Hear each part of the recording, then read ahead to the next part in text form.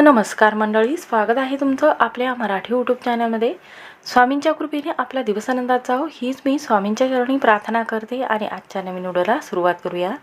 यंदा 5 एप्रिल या दिवशी आलेली आहे चैत्र महिन्यातील पहिलीच संकष्ट चतुर्थी।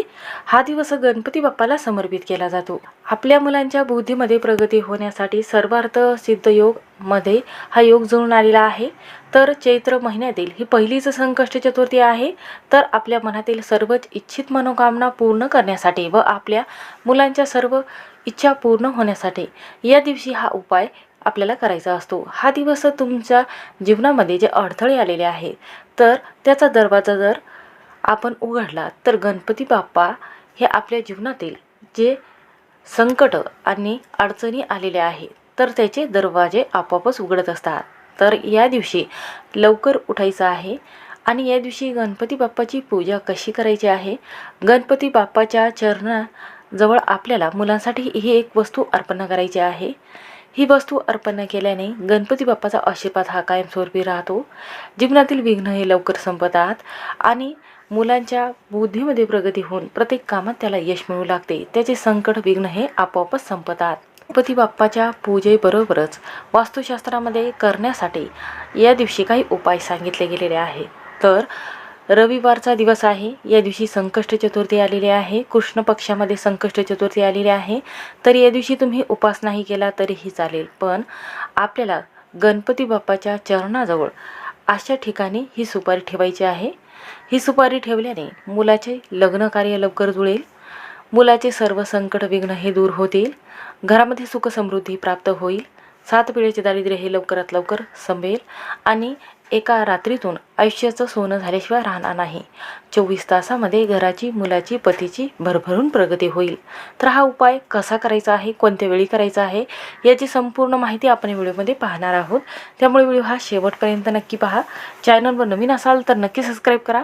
कमेंटमध्ये ओम गण गणपते नमः हा मंत्र लिहायला विसरू नका। तर या दिवशी आपल्याला हा उपाय का करायचा आहे तर पहा, मुलाचे लग्न लवकर ठरत नाही, वय वाढत चाललेला आहे, नोकरी लागलेली नाही, अनेक समस्या येत आहेत किंवा विवाह जुळलेला असेल 2 ते 3 महिन्यात लगेचच मोडते। तर पहा, जेव्हा मुलाच्या कुंडलीमध्ये मंगळ दोष असतो किंवा राहू केतूचा त्रास असतो तेव्हा त्यांच्या कोणत्याही कामामध्ये त्यांना सक्सेस होत नाही किंवा यश मिळत नाही। त्यांच्या कठीण समस्या ज्या आहेत तर त्याच्या मागे चालू राहतात, तापटपणाचे असतात किंवा चिडचिडा स्वभाव त्यांचा असतो किंवा ते आपण कितीही बोलत असतो त्यांना की तू पूजा कर किंवा या मंत्राचं पठण कर किंवा गणपती बाप्पाच्या मंदिरामध्ये जा, दर्शन घे, नारळ फोड, तरीही ते ऐकत नाही। मुलं हट्टी स्वभावाचे बनतात। तर पहा, मुलांसाठीच आपल्याला हा उपाय करायचा आहे। त्यांच्या कोणत्याही कार्यात विघ्न न येण्यासाठी आपल्याला हा उपाय करायचा असतो। तर या दिवशी हा उपाय आपल्या मुलांच्या कोणतेही विघ्न असेल, दोष असेल, शत्रुपीडा असेल, नकारात्मकता असेल तर ते दूर करण्यासाठी करायचं आहे। तर या दिवशी लवकर उठायचं आहे। गणपती बाप्पाचा अभिषेक पंचामृताने, दह्याने, दुधाने करायचा आहे। ओम वक्रतुंड महाकाय सूर्यकोटी समप्रभ निर्विघ्नं कुरु मे देव सर्व कार्येषु सर्वदा। तर हा मंत्र गणपती बाप्पाचा आवडता मंत्र आहे। तर हा मंत्र आपल्याला म्हणत अभिषेक करायचा आहे। 11 वेळा चमच्याने पाणी टाकत अर्पण करायचं आहे। कच्चं दूध असेल किंवा पंचामृत तुम्ही बनवलेलं असेल। तर या दिवशी गणपती बाप्पाला आपल्याला जास्वंदाची फुले, 21 नैवेद्य, मोदक, तर गणपती बाप्पाला जास्वंदाची फुलं, 21 मोदक, 21 दुर्वा अर्पण करायच्या आहेत। कारण हा दिवस त्यांना व त्यांची पूजा करण्याला खूप महत्त्व आहे। पहा, हा उपाय केल्याने आपल्या घरामध्ये गणपती बाप्पाच्या आशीर्वादाने धन धान्य वृद्धी आपल्या घरामध्ये राहते, धनप्राप्तीचे योग जुळून येत असतात, मुलांच्या अभ्यासामध्ये भरभरून प्रगती होते, सर्व इच्छित मनोकामना ह्या पूर्ण करण्यासाठी हा दिवस खूप शुभ मानला जातो। व्यवसायात भरभरून यश प्राप्ती होण्यासाठी आणि आपल्या मुलांच्या प्रगतीचे मार्ग हे मोकळे होण्यासाठी, मुलांच्या कोणत्याही कामामध्ये संकट विघ्न न येता भरभरून मुलावर गणपती बाप्पाचा आशीर्वाद प्राप्त व्हावा, मुलांच्या बुद्धीमध्ये प्रगती होण्यासाठी आणि बुद्ध दोष जो आहे तर तो कमी करण्यासाठी संकष्ट चतुर्थीच्या दिवशी हा खास उपाय आपल्याला करायचा असतो। या दिवशी 21 मोदक बाप्पाला दाखवताना आपल्याला ओम ब्राय बुधाय नमः किंवा तुम्ही ओम गणपते नमः हा मंत्र म्हणू शकता. हा उपाय केल्याने धनलाभ तर होतोच, पण घरामध्ये सुख समृद्धी कायम टिकून राहते. पैसा घरामध्ये टिकून राहतो, कर्ज कमी होते, मुलाच्या बुद्धीमध्ये प्रगती होत नसेल, कोणत्याही कामामध्ये त्याला यश मिळत नसेल तर आवर्जून मुलांकडून संध्याकाळी या मंत्राचा जप करून घ्यावा. ओम गणपते नमः किंवा ओम हिरंबाय नमः हा मंत्र तुम्ही 108 वेळा म्हणू शकता. तर आपल्याला एका प्लेटमध्ये श्रीयंत्र ठेवायचं आहे. श्रीयंत्र तुम्ही कोणतंही घेऊ शकता. माता लक्ष्मीचं श्रीयंत्र घेऊ शकता किंवा तुमच्या घरामध्ये कुबेर यंत्र असेल तर कुबेर यंत्र घेऊ शकता. पैशाचा समस्या असेल, लग्नासंबंधित असेल किंवा शिक्षणासंबंधित असेल तर हा मंत्र अत्यंत फलदायी म्हटला जातो. कारण लक्ष्मी जे यंत्र आहे जेव्हा आपण घरामध्ये आणतो तेव्हा घरामध्ये कर्ज जे आहे तर लवकरात लवकर कमी होत असते. म्हणून तुम्ही कोणतंही यंत्र आहे तर त्या यंत्रावर आपल्याला अशा पद्धतीने पूजा करायची आहे. तर पहा, या दिवशी सुपारी कोणती घ्यायची आहे. तर पहा, सुपारी जे आहे तर ही प्रत्येक लग्नामध्ये आपण प्रथम स्थान या पूजेमध्ये जेव्हा आपण देतो तेव्हा सुपारीला मान देतो. कारण सुपारी जे आहे हे गणपती बाप्पाचं स्वरूप म्हटलं गेलेलं आहे. कारण जेव्हा आपल्या घरामध्ये कोणतीही मूर्ती नसते तेव्हा आपण सुपारीचं स्वरूप देवी देवतामध्ये या सुपारीला मानत असतो. म्हणून ही देवीची पूजा करून, सुपारीची पूजा करून अशा पद्धतीने सुपारीचा हा उपाय जर केला तर आपल्या घरातील सर्व विघ्नही आपोआपच टळतात. तर आपण पूजेमध्ये वापरत असतो तीच सुपारी आपल्याला घ्यायची आहे. त्यानंतर काय करायचं आहे तर आपल्याला त्या यंत्रावर सर्वात प्रथम 2 विड्याची पानं हे ठेवायचे आहेत. त्यानंतर 1 रुपयाचं नाणं ठेवायचं आहे. 1 रुपयाच्या नाण्याला हळदी कुंकू लावायचं आहे. सुपारी स्वच्छ पाण्याने अभिषेक करून ठेवायचे आहे.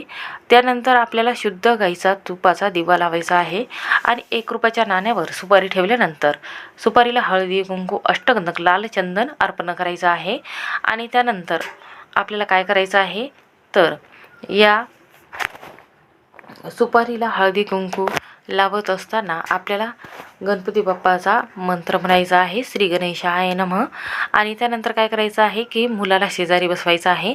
मुलांकडून ही पूजा करून घ्यायची आहे. आणि त्यानंतर आपल्याला गणपती अथर्वशीर्षाचं पठण मुलांना करायचं सांगायचं आहे. आणि त्यानंतर काय करायचं आहे, संकटमोचन या स्तोत्राचं 1 वेळा पठण करायचं आहे. फलश्रुतीसहित 2 स्तोत्राचं पठण मुलांकडून करून घ्यायचं आहे. मुलं जर हट्टीपणा करत असेल, ऐकत नसेल तर तुम्ही स्वतः केलं तरीही चालेल. त्यानंतर दुसऱ्या दिवशी ही सुपारी घ्यायची आहे आणि आपल्याला 1 लाल वस्त्र घ्यायचं आहे. त्या लाल वस्त्रामध्ये आपल्याला ही सुपारी ठेवायची आहे. यामध्ये 11 तांदूळ टाकायचे आहे, हळदी कुंकू टाकायचं आहे, 1 रुपयाचं नाणं जे घेतलेलं आहे तर ते टाकायचं आहे. त्यानंतर आपल्याला हे वस्तू जे आहे तर जिथे तुम्ही नारळ बांधलेला आहे लक्ष्मी प्राप्तीसाठी उंबरवट्यावर उजव्या साईडला तर तिथे ही पोटली बांधायची आहे. जर तुम्हाला तिथे बांधणं शक्य होत नसेल तर तुम्ही तुमच्या तिजोरीमध्ये ठेवायचं आहे. तर ही पोटली अशा पद्धतीने ठेवल्याने गणपती बाप्पाचा आशीर्वाद हा कायमस्वरूपी घरामध्ये वास्तव्य करत असतो आणि लक्ष्मी माता पार्वतीचाही आशीर्वाद आपल्या घरावर राहत असतो. तर चैत्र नवरात्रीला सकाळीच आपल्याला हा उपाय मुलांसाठी आवर्जून करायचा आहे. त्यानंतर शुद्ध तुपाचा मातीची पंती घ्यायची आहे. त्यामध्ये 4 वाती लावायच्या आहेत. त्यामध्ये तूप किंवा तेल टाकू शकता. त्यानंतर 1 मोदक घ्यायचा आहे, नैवेद्य घ्यायचा आहे. आणि तुम्हाला काय करायचं आहे, जो बुंदीचा लाडू आहे तो घ्यायचा आहे. आणि त्यानंतर आपल्याला हा मंत्र म्हणायचा आहे. गम या मंत्राचा जप करावा. त्यानंतर हा मंत्र 1 वेळा जप करायचा आहे, 108 वेळा. त्यानंतर आपल्या मनातील इच्छा व्यक्त करायच्या आहेत. बाप्पांना हा मोदक अर्पण करून आपण स्वतः हा प्रसाद म्हणून खायचा आहे, ग्रहण करायचा आहे. उरलेला जो प्रसाद आहे तो सर्वांना वाटायचा आहे. असं केल्याने आपल्या इच्छित मनोकामना पूर्ण होतात. त्याचबरोबर आपल्या मनातील ज्या काही अडलेल्या अडचणी आहेत किंवा समस्या आहेत तर त्या दूर होतात. हा उपाय झाला पहिला. तर दुसरा उपाय, आपल्याला आपल्या जीवनामध्ये विघ्न येत असेल, संकट येत असेल, कोणत्याही कामामध्ये अडथळे येत असेल, ते कामच पूर्ण होत नसेल, पैसा हातामध्ये टिकत नसेल, घरामध्ये शत्रू त्रास जो आहे तर तो मुलांच्या बाबतीत होत असेल, मुलं बोलत नाहीत, त्यांच्या मनामध्ये राग असतो किंवा एका जागेवर बसलेले असतात, काही ना काही दोष असतात, त्यामुळे मुलांचे सर्व दोष कमी होण्यासाठी या दिवशी आपल्याला 21 दुर्वा घ्यायच्या आहेत. तिळगुळाचे लाडू घ्यायचे आहेत, घरामध्ये आपल्याला तयार करायचे आहेत.